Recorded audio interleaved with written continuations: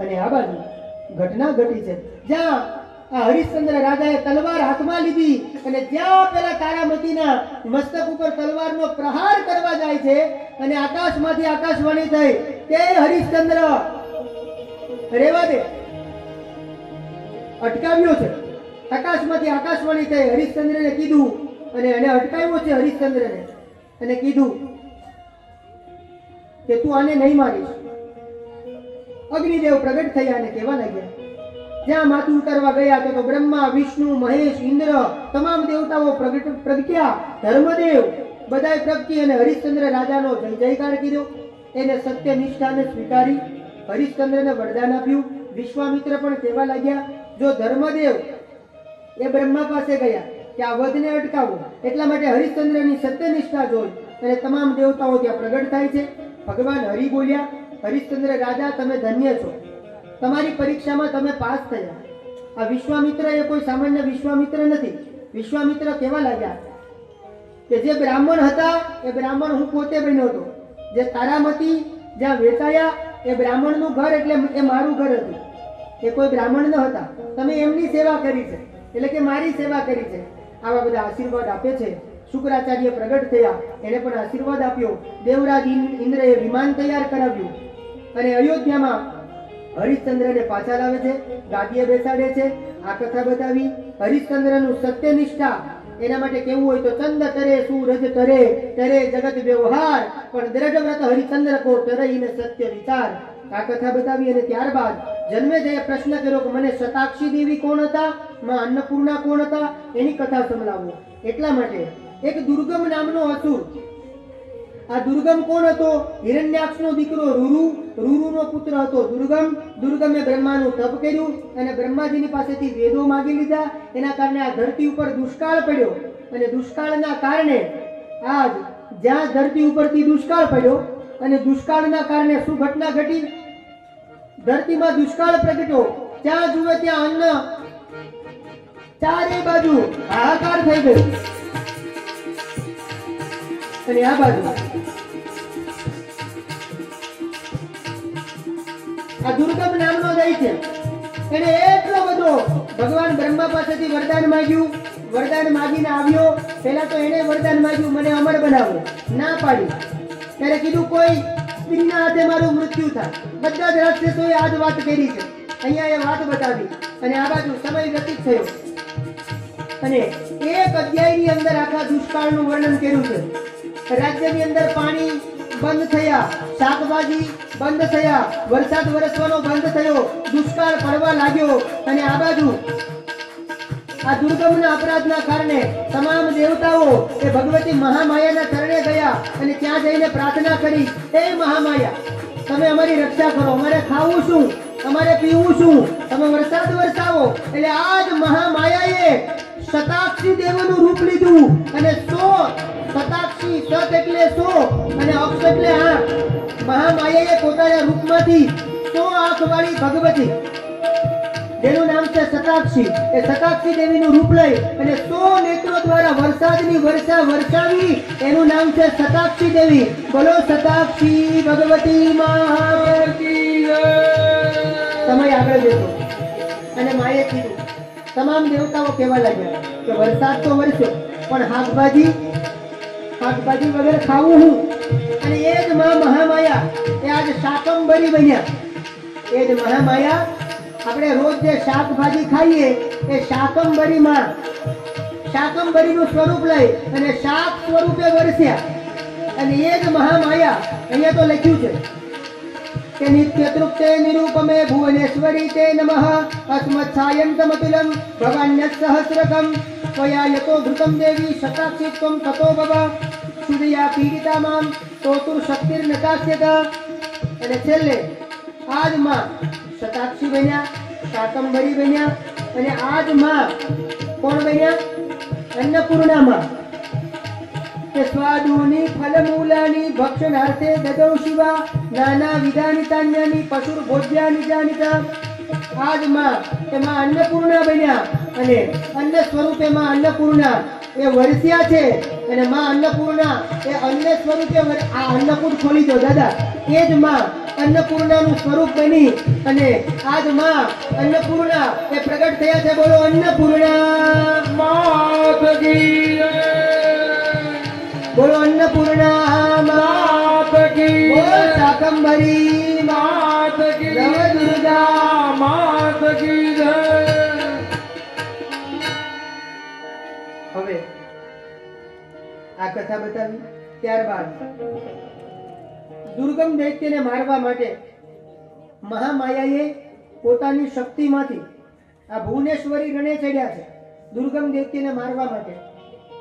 અને એના કારણે માતાજી 10 મહાવિદ્યા અહીંયા પ્રગટી છે. તો તમને શોર્ટમાં કહી દઉં. કાલિકા, તારિણી, બાલા, ત્રિપુરા, ભૈરવી, રમા, બગલામુખી, માતંગી દેવી, ત્રિપુર સુંદરી, કામાક્ષી દેવી, તુલજા ભવાની, જંબીની, મોહિની, છિન્નમસ્તા અને ગુહ્યકારી આવી 10 મહાવિદ્યાનું પ્રાગટ્ય થયું. દુર્ગમ દૈત્યનો માએ વધ કર્યો. આ કથા બતાવી અને ત્યારબાદ કીધું કે આ સતીના પહેલા વિવાહ ભગવાન શિવ સાથે થયા છે. આવી તમે કથા હમણાં કહેતા હતા. આરંભે તમે એની વાત કરી. જન્મેજયે પ્રશ્ન કર્યો અને આ બાજુ વેદવ્યાસજી કથા કહેવા લાગ્યા કે દક્ષ પ્રજાપતિ એ તમામ દેવતાઓ મણિદ્વીપ ધામની અંદર આવ્યા છે. કારણ કે જેટલું હતું એ બધું દેવતાઓનું જતું રહ્યું એટલે તમામ દેવતાઓ આવ્યા છે. બ્રહ્માજીને પ્રાર્થના કરવા લાગ્યા એટલે બ્રહ્માજીએ દક્ષને કીધું કે તું ઉપાસના કર. અને આજ દક્ષ સાધના કરે છે એના કારણે મહામાયા એના આગળ પ્રગટ થયા અને દક્ષે કીધું કે તમે મારે ત્યાં દીકરી બનીને આવો. અને બરાબર ચૈત્ર માસની 8મ સતીનો પ્રાદુર્ભાવ ક્યારે થયો? ચૈત્ર મહિનો એની અષ્ટમીના દિવસે દક્ષ પ્રજાપતિને ત્યાં સતીનો જન્મ થાય છે. અને આપણે બધા જાણીએ છીએ દેવી ભાગવતમાં આ બંને પ્રસંગ એટલે સતીના શંકર સાથેના વિવાહ અને પાર્વતીના શંકર સાથેના વિવાહ બંને ટૂંકમાં કથા બતાવી છે. એટલા માટે આપણે હરિશ્ચંદ્રનો વિસ્તાર કર્યો. અને આ બાજુ ઘટના ઘટી કે આ સતી મોટા થયા, તપ કર્યું અને દુર્વાસા મુનિ જાંબુકેશ્વરી નદીના દર્શન કરવા જતા હતા. એ સ્થાન આવ્યું છે કાશ્મીરમાં. ક્યાં આવ્યું છે? કાશ્મીરની અંદર. ત્યાંથી દુર્વાસા મુનિ આવ્યા. એ પ્રસાદીની માળા લાવ્યા અને આપણે બધા જાણીએ છીએ પ્રસાદીની માળા લાવી અને દક્ષ પ્રજાપતિને આપી. એટલે દક્ષ પ્રજાપતિ એ માળા એના બેડરૂમમાં લઈ ગયા. સમજાય છે? કોઈ પણ બ્રાહ્મણ, કોઈ પણ સાધુ, કોઈ પણ સંત આપણને પ્રસાદીમાં કંઈ આપે ને તો એને ભગવાનના રૂમમાં લઈ જવાય. ક્યાં લઈ જવાય? તમારા માટે કામની વાત છે. આ કહીને આગળ વધુ. કોઈ પણ બ્રાહ્મણ ભાવથી, કોઈ પણ સાધુ, કોઈ પણ ગુરુ, કોઈ પણ બ્રાહ્મણ તમને પ્રસાદીમાં માળા આપે, ફૂલ આપે કે કાંઈ પણ આપે તો એને ડાયરેક્ટ ભગવાનની રૂમમાં લઈ જવાય. એને શયન ખંડમાં લઈ જવાય. દક્ષ પ્રજાપતિ આ ભૂલ કરી. માળા આપી દુર્વાસા મુનિએ તો આ માળા લઈને એના રૂમમાં જાય છે. આના કારણે માતાજી એના ઉપર કોપાયમાન થયા કે તારો પણ વિનાશ. કેમ કે આ તો જગદંબાની પ્રસાદી હતી. સમજાય છે? એટલે આપણે પણ અહીંયા અન્નકૂટ ધરાવ્યો છે. આ પ્રસાદી તમને બધાને મળશે. પણ પ્રસાદી કોઈના પગે પડે, પગમાં આવે એવું કરવાનું નહીં. આપણે વ્યવસ્થા કરીશું. બધાને આ પ્રસાદ મળશે અન્નકૂટનો. હા, ત્યાં ભોજનાલય આપણું છે ને ત્યાં જ એક જગ્યાએ આપણે મૂકી દઈશું ભેગું કરીને અને બધાને ત્યાંથી પ્રસાદી આપણે આપશું. એવી વ્યવસ્થા કરશું. પણ આ પ્રસાદ એનો બગાડ થવો જોઈએ. આ પ્રસાદનો એક કણ પણ જો તમારા પેટમાં જશે ને, આ પ્રસાદનો એક કણ, તોય તમારું મંગલ. એટલે આજે પ્રસાદ લેવાનું ભૂલાય. સારી વાત તમારી. આ વાત બતાવી. આ બાજુ સતી પછી મોટા થયા અને ત્યારબાદ દક્ષ પ્રજાપતિ એકવાર અપમાન કરે છે, સભાસદોને ભેગા કરે છે અને દક્ષ યજ્ઞ કરે છે. એ યજ્ઞની અંદર બધાને સ્થાન આપ્યું પણ શિવજીને સ્થાન ન આપ્યું. આપણે બધા જાણીએ છીએ. અને સતી એમ કહે છે કે મારે મારા પિતાને ત્યાં યજ્ઞ છે, જાવું છે. શિવજી પહેલા ના પાડે છે કે દેવી આપણને આમંત્રણ નથી, આપણે ન જવાય. સમજાય છે? સતીના શંકર સાથે વિવાહ થયા. કથા બહુ પ્રચલિત છે, તમે જાણો છો કે સતીના શંકર સાથે વિવાહ થયા. વિવાહ કરાવ્યા બાદ દક્ષ પ્રજાપતિ યજ્ઞનું આયોજન કર્યું. શંકરને આમંત્રણ નથી. કેમ કે જ્યારે દક્ષ પ્રજાપતિને સત્તા મળી ને એટલે અભિમાની થઈ ગયેલો. ત્યારે બધા ઊભા થયા પણ શંકર અને બ્રહ્મા બે ઊભા નહોતા થયા. હવે બ્રહ્મા એટલા માટે ઊભા નહોતા થયા કેમ કે દક્ષના પિતા છે. દીકરો આવે ત્યારે પિતાએ ઊભું થવું એવું ફરજિયાત નથી. અને જમાય છે એ પણ સસરા કરતા મોટા ગણાય કેમ કે જમણા પગનો અંગૂઠો પૂજ્યો હોય ને એટલા માટે સસરાએ હંમેશા જમાઈને પગે લાગવું. થોડુંક અત્યારે સમજાય, થોડુંક ઘરે ગયા પછી સમજાય. તમે કહેતા હોય તો એક વાત કરું, કહેવાય કેમ, એમાં શું વાંધો? કેમ આ બધી દીકરીઓ તો આપણી ઘરની છે. શાસ્ત્ર એવું કહે છે 9 ગ્રહો નડે ને 9 ગ્રહો, ખોટું નહીં લગાડો ને તો જ કહું, આ નકર આપણે રહેવા દઈએ, આ પ્રકરણને માંડી વાળીએ. 9 ગ્રહો નડે તો એની પૂજા થાય, એના રસ્તા થાય, એના માટે તમે એના ઉપાય કરી શકો. પણ એક 10મો ગ્રહ છે, 10મો ગ્રહ, ઈ કોણ? એની કોઈ પૂજા થાય નહીં, એની કોઈ વિધિ થાય નહીં. એટલે એમાં કઈક સમજજો. તમે તો ભાગ્યશાળી છો, તમને બધાય જમાઈ કેવા મળ્યા છે. હું હાસ્યમાં ઘણી વાર એવું કહું, જલેબીના બાકીનું તમે સમજી જાજો. બધા જ જમાઈ આપણને આમ સહજ મળ્યા છે, સહજ. આપણો હક છે હો, હરિઓમ, આપણે દીકરી દીધી છે એટલે આપણે કહી શકીએ કે જલેબીના. નકર એવું ન કહેવાય, નકર કોકને ખોટું લાગી જાય ને, બધા જમાઈ હરખા ન હોય ને ભાઈ. પણ આવું ક્યારે કહેવાય? આપણે દીકરી દીધી છે એટલે આપણે કહીએ કે અમારા જમાઈ તો જલેબીના ગૂંથલા જેવા. અમારે ત્યાં કાઠિયાવાડમાં કહેવત છે. તો અહીંયા આ બાજુ શિવજી યજ્ઞમાં ઊભા ન થયા. આના કારણે દક્ષે શિવજીને ન બોલવાના ઘણા શબ્દો બોલે છે, એના કારણે યજ્ઞનું આયોજન કરે છે. બધાને નિમંત્રણ છે, શંકરને આમંત્રણ નથી. આ બાજુ ઘટના ઘટી, સતી ત્યાં યજ્ઞમાં જાય છે. આપણે બધા જાણીએ છીએ કે યજ્ઞની અંદર સતી એ યજ્ઞમાં હોમાઈ જાય છે. એના કારણે શિવજી તાંડવ નૃત્ય કરે છે. અને છેલ્લે ભગવાન નારાયણ પ્રસન્ન થયા ત્યારે સતીને માંગવાનું કહ્યું. ત્યારે સતી મરત હરિ સનબર માંગા. આપણે રામાયણમાં જોઈ ગયા એટલે હું આ કથાને વિસ્તાર નથી કરતો. સતી મરત હરિ સનબર માંગા અને જન્મ જન્મ શિવ પદ અનુરાગા. મને જન્મો જન્મ પતિ તરીકે માત્ર ને માત્ર શંકર જ મળે, બાકી બીજું કાંઈ ન ખપે. આવું નારાયણ પાસે વરદાન માંગે છે. છેલ્લે નારાયણ તીર છોડે છે અને સતીનું શબ એ ભગવાન શંકર અહીંયા જમણા ખભા ઉપર લઈને નૃત્ય કરે છે. અને જ્યાં તીર લાગ્યું તેમાંથી સતીના દેહના ટુકડા જેટલી જેટલી જગ્યાએ પડ્યા એટલી શક્તિપીઠો થઈ છે. 51 શક્તિપીઠો છે. કેટલી? આપણી પાસે આજે સમય નથી, કાલે આવતા વેત હું તમને આ 51 શક્તિપીઠ અત્યારે ક્યાં આવી છે એ તમને સંભળાવીશ. છેલ્લા દિવસની કથા જે સાંભળી ને 9મા દિવસની, એને 9 દિવસનું કથાનું પુણ્ય મળે. કાલે આપણે કથાનો સમય આજ છે હો. કથા કાલે આપણે 2 વાગે એક્ઝેક્ટ ચાલુ કરી જ દઈશું, 2 થી 2:15 વાગે, અને 4 સાડા 4 કથાને વિરામ આપી દઈશું. સમજાય છે? પણ 2 સવા 2 વાગે એક્ઝેક્ટ. તમે વહેલા આવો તોય ભલે અને મોડા આવો, સમજાય છે ને? થોડું સમજી જાજો. શિવ વિવાહ છે, વિવાહમાં વરઘોડો ઉભો થાય એની કરતા સમજી જાજો. તો આવતીકાલની કથા હું તો એમ કહીશ કે જે ન આવ્યું હોય ને વાલા, હજુ પણ જે ઘરે હોય ને ન આવ્યા હોય એને કાલે લાવજો. 9મા દિવસની કથા, અને એમાં આ શક્તિપીઠોના ખાલી નામ સાંભળવામાં આવે તો કરોડો જગદંબાના મંદિર બનાવો એટલું પુણ્ય પ્રાપ્ત થાય વાલા. હું તમને આવતીકાલે કેટલી શક્તિપીઠો અહીંયા આપણા ભારતમાં છે, કેટલી બહાર છે, પણ એ સાંભળવું હોય તો કાલે અહીંયા આ શક્તિપીઠોની વાત બતાવી. સતી યજ્ઞની અંદર હોમાયા, આ કથા બતાવી. અને ત્યારબાદ એ જ સતી એનો બીજો જન્મ, કેમ કે માંગ્યું હતું ને કે જન્મ જન્મ શિવ પદ અનુરાગા. અને અહીંયા દેવી ભાગવત લખે કે દાક્ષાયણી સતી દેવી ત્યક્ત દેહા પિતુર્મખે કથમ ગિરિસુતા બ્રહ્મન બભૂવ જગદંબિકા. જન્મે જે પ્રશ્ન કર્યો કે આ સતી એ બીજા જન્મમાં પાર્વતી થયા, કોના દીકરી થયા? મને આ કથા સંભળાવો. અને હવે વેદવ્યાસ ભગવાન કહેવા લાગ્યા કે આ સતી એનો બીજો જન્મ હિમાલય એટલે કે હિમાચલ અને મેના.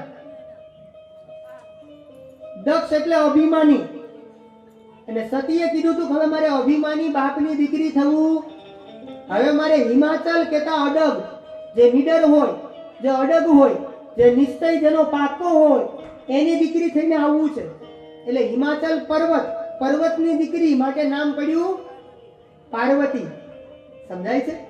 એટલે હિમાચલ અને મેના એને જગદંબાનું તપ કરેલું અને જગદંબા પ્રસન્ન થયા. નવરાત્રીનો સમય હતો, નવરાત્રી વ્રત કર્યું. આસો મહિનાની આઠમ મધ્ય રાત્રિ આવી. હિમાલયે માં જગદંબાનું તપ કર્યું. તપના કારણે જગદંબા પ્રસન્ન થયા અને એને કહેવા લાગ્યા કે હું તમારે ત્યાં પુત્રી સ્વરૂપે આવીશ, તમે ચિંતા કરતા. આ આશીર્વાદ આપ્યો. બાદ સમય વ્યતીત થયો, દીકરીનો જન્મ થયો. દેવર્ષિ નારદ આવ્યા, નારદને ગુરુ બનાવ્યા. નારદે પાર્વતીના નામકરણ સંસ્કાર કર્યા. નામ ઉમા અંબિકા ભવાની, આ તો જગવિખ્યાત કથા છે. પાર્વતીના નામકરણ સંસ્કાર થયા. પણ એ જ સમયની અંદર પાર્વતી તપ કરવા માટે જાય છે. એ સમયમાં એક તારકાસુરનો રાક્ષસ અસુર એની ઉત્પત્તિ થાય છે. અને આ તારકાસુરે ભગવાનને પ્રસન્ન કર્યા. ભગવાન પાસે વરદાન માંગ્યું કે મને શિવના પુત્ર એના હાથે જ મારું મૃત્યુ થાય. આવું વરદાન માંગ્યું, વરદાન મળ્યું છે. અને આ બાજુ તારકાસુર હવે મદોન મત્ત થયો છે. આખા રાજ્યની અંદર અત્યાચાર કરે છે, પાપાચાર વધ્યો છે. અને આ બાજુ બધા દેવતાઓ વિચાર કરે છે કે હવે કરવું શું? કારણ કે ભગવાન ભોળાનાથ એ તો સમાધિમાં બેસી ગયા છે અને ભગવાન શિવનું કઈ નક્કી નહીં. એની સમાધિ એક દિવસ, 2 દિવસ, 1 મહિનો, 2 મહિના, 1 વર્ષ આમ નો ચાલે. રામાયણમાં લખ્યું છે દીતે સંવંત સહસ્ર 87,000 વર્ષ સુધી ભોળાનાથ સમાધિમાં બેસી ગયેલા. હવે એની સમાધિ કોણ તોડાવે? આ બાજુ તારકાસુર એનો અત્યાચાર વધ્યો છે. એને વરદાન માંગ્યું કે શિવના દીકરા એના હાથે જ મારું મૃત્યુ. તારકાસુરને એમ કે શિવજી સમાધિમાં બેસી ગયા એટલે હવે શિવ કાંઈ પરણવાના, ઈ પરણે અને એને દીકરો થાય તો મને મારે. જો આવા રાક્ષસો છે, આવી બુદ્ધિ છે. સમય વ્યતીત થયો એટલે અહીંયા કામદેવને મોકલે છે. આપણે બધા જાણીએ છીએ આ કથા. કામદેવ આવે છે, શિવજીની સમાધિ તોડવા માટે પ્રયાસ કરે છે. અને જ્યાં તબ શિવ તીસર નયન ઉઘારા ચિતવત કામ ભરેવું જરી ખારા, શિવજીનું ત્રીજું નેત્ર એમાંથી કામદેવને બાળીને ભસ્મ કરે. માનવીઓની અંદર કામ સ્વરૂપે બિરાજમાન થશે અને એનું નામ અનંગ પડશે. અંગ વગરનો એટલે અનંગ.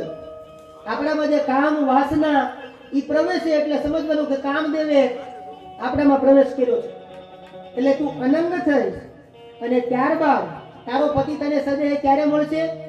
કે જબ જદુ વંશ કૃષ્ણ અવતારા હોય હિ હરન મહામહી ભારા, કૃષ્ણ તનય પતિ હોય હું તેરા અને બચન અન્યથા હો નહીં મેરા. આવી વાત કરી અને આ બાજુ આ કામદેવની કથા બતાવી. હવે આપણે બધાએ જવાનું છે કૈલાસમાં. કામદેવને એની જગ્યાએ છોડો, આપણે બધાએ ત્યાં કૈલાસમાં કોને આવવું છે? કૈલાસમાં એ પલહાણા વાળા કૈલાસમાં કોને કોને આવવું છે? શિવજીની નગરી જોવા. પાકું? હવે આ બાજુ શિવજી હજી અમે વર્ણન કરીએ ત્યાં સુધીમાં તો આવશે.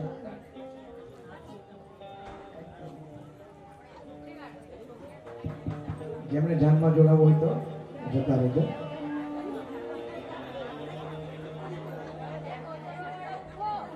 જેને જો એક વસ્તુ યાદ રાખજો, જેને જાનમાં જોડાવાનું હોય ને ઈ આ વડીલોની પાછળ જાઓ. માંડવે તો હું બેઠો છું. જાનમાં જેને જવાનું હોય એને અવાજ નહીં કરવાનો. સમજો, મૂંગા મોઢે જાનૈયા છે ને એ ભોળાનાથની જાનમાં આવે ને બધા જાનૈયા ડાયા બહુ હતા, એનો અવાજ નહોતો આવતો. એટલે જેને પણ જાનમાં જવું હોય એ જાવ. ત્યાં સુધીમાં હું ભગવાન ભોળાનાથને તૈયાર કરું. શિવજી કેવા લાગતા હતા આપણે શિવજીને તૈયાર કરીએ. અને આ બાજુ આપણે હવે શિવજીને મહાદેવજીને તૈયાર કરવાના છે. મહાદેવજી કેવા લાગે છે તો વરરાજો મહાદેવજી કેવા લાગતા હતા. અને આ બાજુ તમામ દેવતાઓ, તારકાસુરનો એટલો બધો અત્યાચાર વધ્યો એટલે તમામ દેવતાઓ વિચાર કરે છે કે હવે શું કરવું. એટલે કામદેવની સમાધિ તોડી અને પછી મહાદેવજી ઈ પરણે તો જ તારકાસુરનો વિવાહ, તારકાસુરનો વધ થાય. એટલે આ બાજુ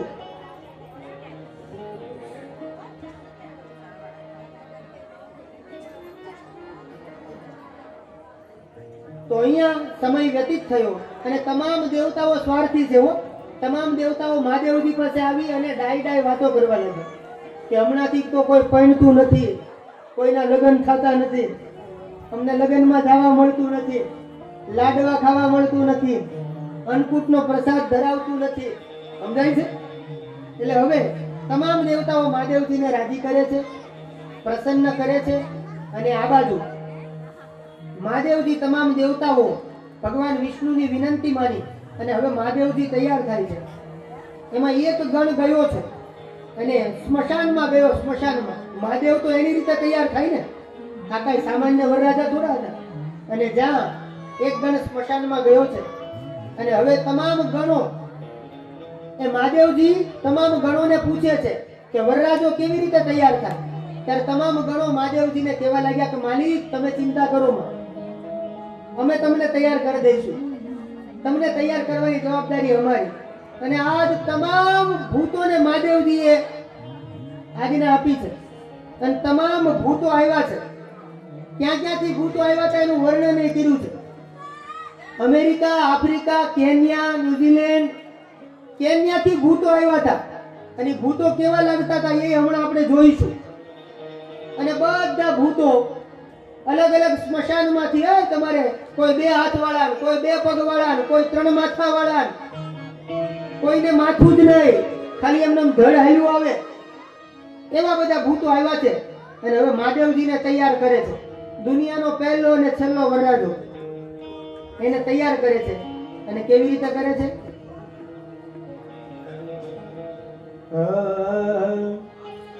કે શિવહી શંભુ ગન કરહી શ્રીંગારા, શિવહી શંભુ ગણ કરહી શ્રીંગારા, શિવહી શંભુ ગન કરહી શ્રીંગારા, શિવહી શંભુ ગણ કરહી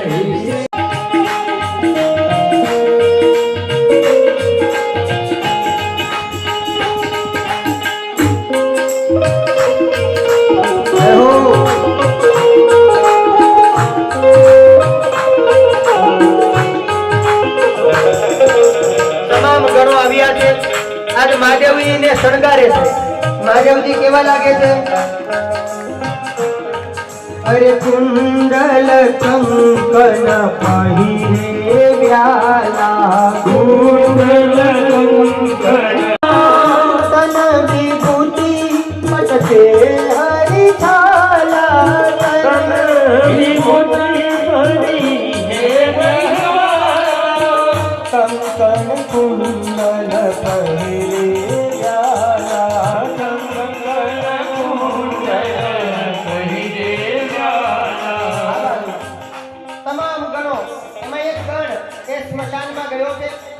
વધારે સારો દેખાય.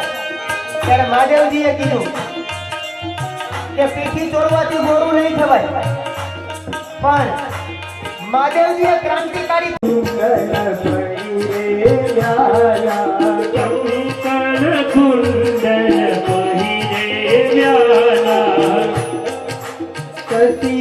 લલાટ સુંદર તિર ગંગા, લલાટ સુંદર શિર ગંગા, નયન તીન ઉપબીત ભુજંગા, નયન તીન ઉપબીત ભુજંગા. મહાદેવજીને ભસ્મ ચોળી છે, કંકણ અને કુંડલ ધારણ કર્યા છે. પણ કેવા છે કંકણ અને કુંડલ? કાનની અંદર મહાદેવજીએ વીછી પહેર્યા છે. કુંડલ શેના બનાવ્યા છે? વીછી. આપણે પેલા કુંડલ પહેરીએ, મહાદેવજી એમ કહે છે કે એ કુંડલ મોહનું પ્રતીક છે. એક દિવસ વીછી આપણને જેમ મોહ માણસને દંશ મારે એમ વીછી પણ તમને દંશ મારશે. સમજાય છે? એટલે એવો મોહ રાખવો. આ બાજુ હાથમાં ત્રિશૂળ ધારણ કર્યું છે મહાદેવજી.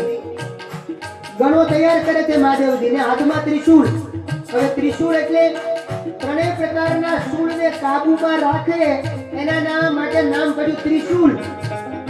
3 પ્રકારના શૂળ એને કાબુમાં રાખે માટે નામ પડ્યું ત્રિશૂળ.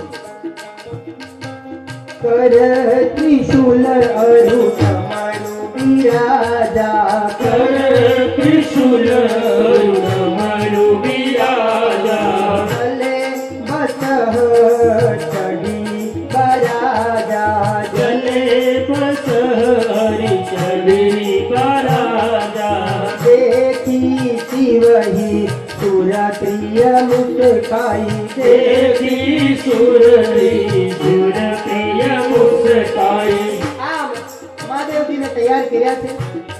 હાથમાં ત્રિશૂળ છે અને મનુષ્યના ખોપડાની રૂંઢમાળા જેમ જીવ પરણે અને વરમાળા એટલે કે સરસ મજાનો હાર એ પહેરવામાં આવે. અહીંયા મહાદેવજી ગણોને પૂછે છે કે જીવના ગળામાં હાર હોય આપણે કયો હાર પહેરીશું? ત્યારે શિવ ગણો સ્મશાનની અંદરથી એક ગણ આવ્યો આમ આફ્રિકા બાજુથી. ક્યાંથી આવ્યો? એક ગણ આવ્યો આમ આફ્રિકાથી, એક અમેરિકાથી, એક ન્યુઝીલેન્ડથી. કેમ કે ન્યાય સ્મશાન તો હશે જ ને, એ તો બધે હોય હો. એક ગણ આવ્યો, મનુષ્યની ખોપડાની માળા લાવ્યો અને એ માળા મહાદેવજીને પહેરાવી છે અને સાથે ડમરું હાથમાં આપ્યું છે અને ડમરું હાથમાં આપ્યું અને હવે મહાદેવજીને તૈયાર કર્યા છે. મહાદેવજીને કીધું કે હે વિશ્વનાથ, આ ડમરું એ બ્રહ્મનું પ્રતીક છે. આ ડમરું વગાડવાથી તમામ બ્રહ્મનું મંગળ થશે, જીવનું મંગળ થશે. ડમરુનો નાદ સાંભળવાથી માનવ માત્રનું મંગળ થશે. એટલે ડમરું વાગવા લાગ્યું.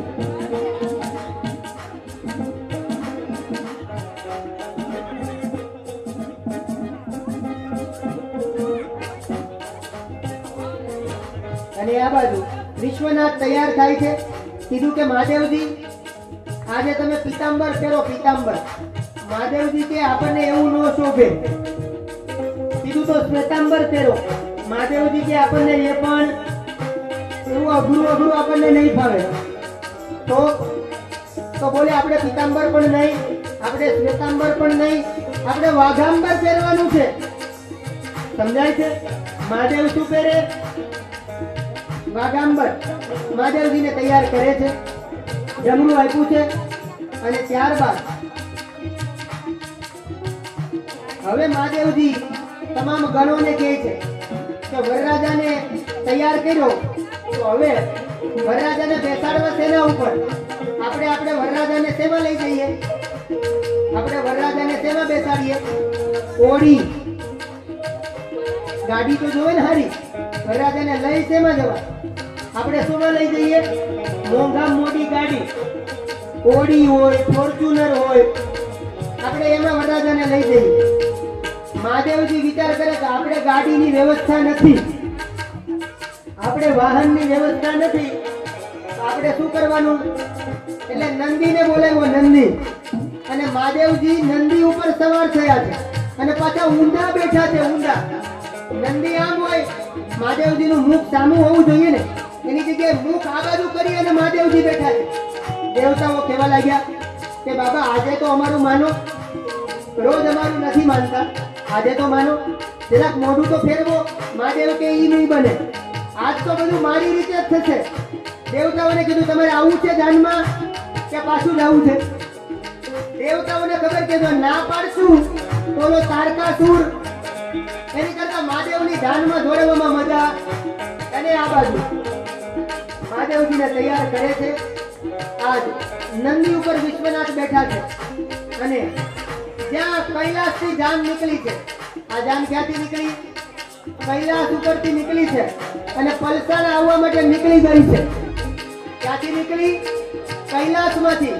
અને પલસાણા મુકામે, નાના પલસાણા ગામ, મોહન નિવાસ અને નારાયણભાઈના આંગણે મહાદેવજીનો વરઘોડો નીકળ્યો છે આવવા માટે. અને હિમાચલથી આ જાન નીકળી છે, ધીમે ધીમે કરતી. અને મહાદેવજી કહેવા લાગે, જ્યાં આખી જાન નીકળી છે, મહાદેવજીએ તમામને આમંત્રણ આપ્યું, બ્રહ્માને આમંત્રણ આપ્યું. એટલે બ્રહ્મા તૈયાર થઈને આવ્યા.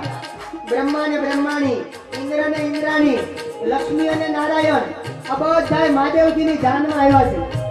મહાદેવજી વિચાર કરવા લાગ્યા, આ બધા તો આવ્યા, પણ હજી આપણો સમાજ કેમ અડધો જ છે?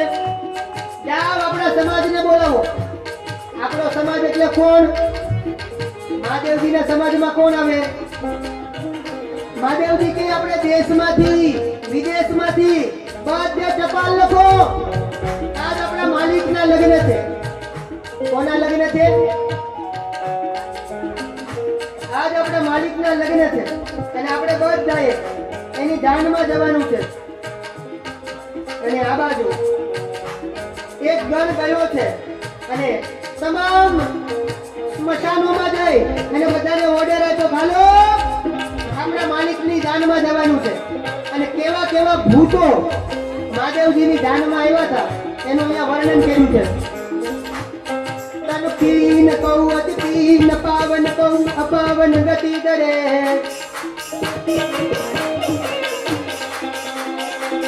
તનકીન કહું અતિન પાવન કહું અપાવન ગતિ દરે. ભૂષણ કરાલ કપાલ કર કર સભ્ય તોનું કતન ભર કર સ્વાર સુવર સુપાલ મુખ ગન દેશ અગણિત કોબન બહુ દિન સફેદ પિશાચ જોગી જમાત ગરનત નહીં બને જોગી જમત નહીં બને.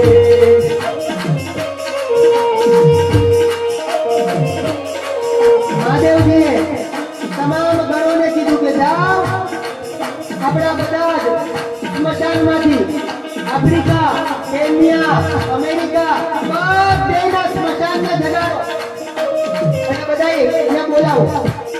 તો ભૂતો આવ્યા છે. કોઈ 2 મુખવાળા, કોઈ 4 મુખવાળા, કોઈ 8 મુખવાળા, કોઈ 10 મુખવાળા, કોઈ શિયાળના અવાજ કાઢે, કોઈ કૂતરાના મુખવાળા, કોઈ કૂતરાના અવાજ કાઢે, કોઈ બિલાડાના અવાજ કાઢે. આવા બધા ભૂતો આવ્યા છે આજ. અને આ બાજુ અને જાન આગળ વધી ધીમે ધીમે.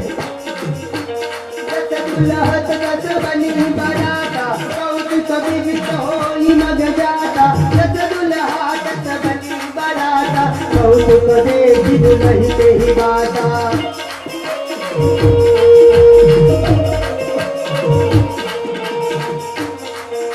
અને ત્યાં એક ભૂતે કીધું ચૂપ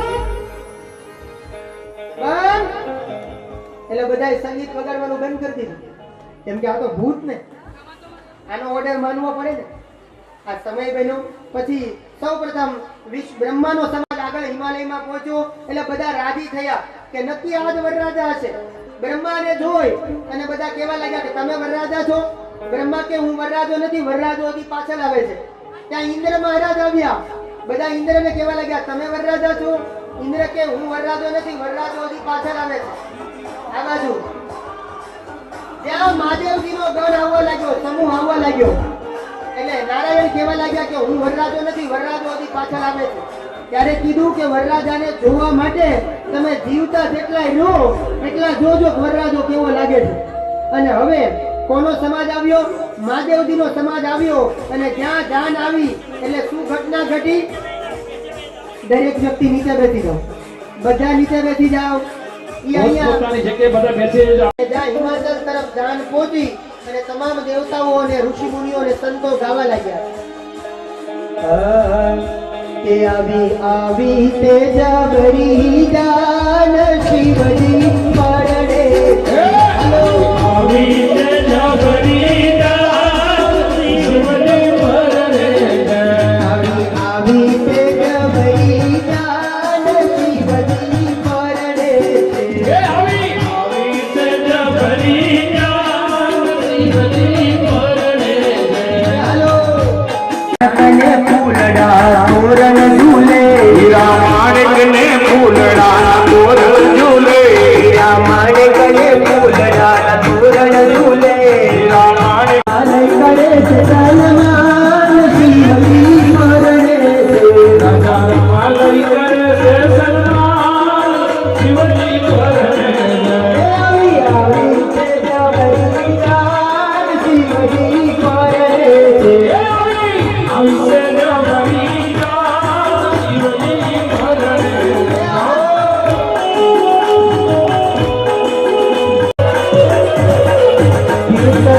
અને જાનને ત્યાં પહોંચી લ્યો પછી અંદર લેતા આવો એટલે ભૂતરાઓ આપણને વિક્ષેપ ન કરે દાદા એ જાનને ત્યાં જ પહોંચી લ્યો ભૂતને કરી સાઈડમાં ઊભા રાખો અને જાનને ત્યાંથી પહોંચ આગળ ભૂષણ ભોળી શંભુને ભૂષણ ભોળી માળા ગરે ના શોભે ગણા આવી આવી તેજા કરી જાન શિવજી પરણે છે